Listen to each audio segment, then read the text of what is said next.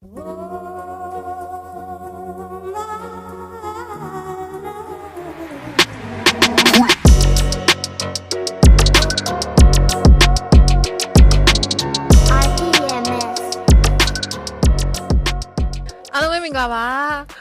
ခုပြောနေတာကတော့ K ဖြစ်ပါတယ် K ရဲ့ Skyrise Education Corner Agency က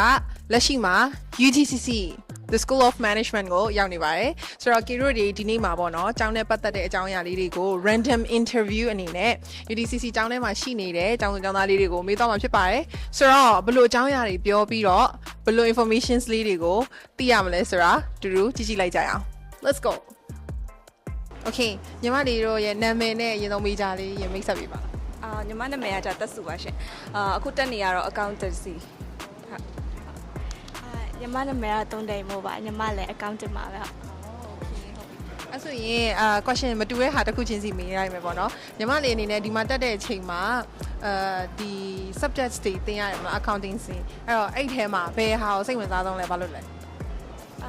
အခုလောလောဆယ်သင်ခဲ့တဲ့မြရမှာကအခုထိညီမတော့တက်အီရလောက်ပဲရှိသေးရဆိုတော့လေfinance တို့ပါတော့ကြာညီမစိတ်ဝင်စားရမှမတင်ရသေးဘူးပေါ့နော်အခုထိတင်ရမှာဒီတိုင်းအဲ့လို cost accounting တော့အကြိုက်ဆုံးလို့ထင်ပါတယ်ဟုတ်ပြီအဲ့ဆိုရင်ညီမလေးကမတူတဲ့ questions UTCC တခုလုံးအနေနဲ့ပေါ့နော်ဒီကျောင်းကိုလာတက်ဖြစ်တာဘာလို့လဲအဓိကတော့ location ကြောင့်ပေါ့နော်တော်မျိုးထဲမှာဆိုတော့သွားလာလဲလွယ်ရပြီးတော့accounting အနေနဲ့ဆိုတခြားဟိုထက်ဆိုင်ဒီကျောင်းကိုပို့ကြိုက်တာလည်းပါတယ်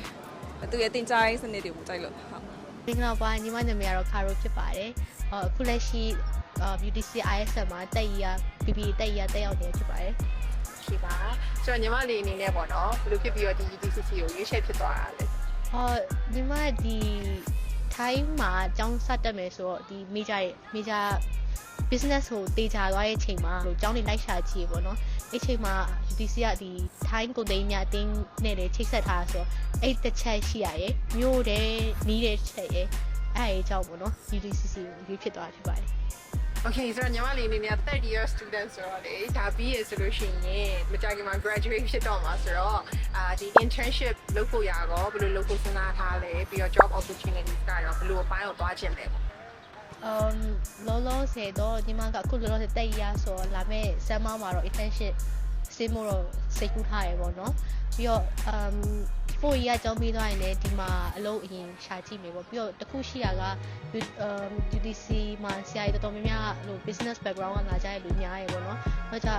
internship ကတခြားကျောင်းထက်ရှင်တော့နည်းနည်းတော့ပို့ပြီးတော့ chance များမယ်လို့ထင်တယ်ပေါ့နော်ပြီးတော့အခုလက်ရှိမှာလည်း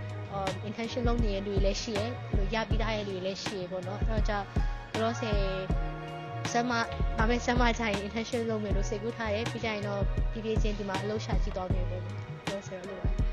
ကျွန်တော် KD နေ့ campus ကိုလာရင်းနဲ့ပေါ့နော်ကြိုက်မိရဲ့စာသားလေးတစ်ခုရှိရဲဗာလဲဆိုတော့ dare to be different ပေါ့အဲ့တော့အကုန်လုံးလည်းအဲ့ဒီ video လေးကိုကြည့်ပြီးတော့မှကိုက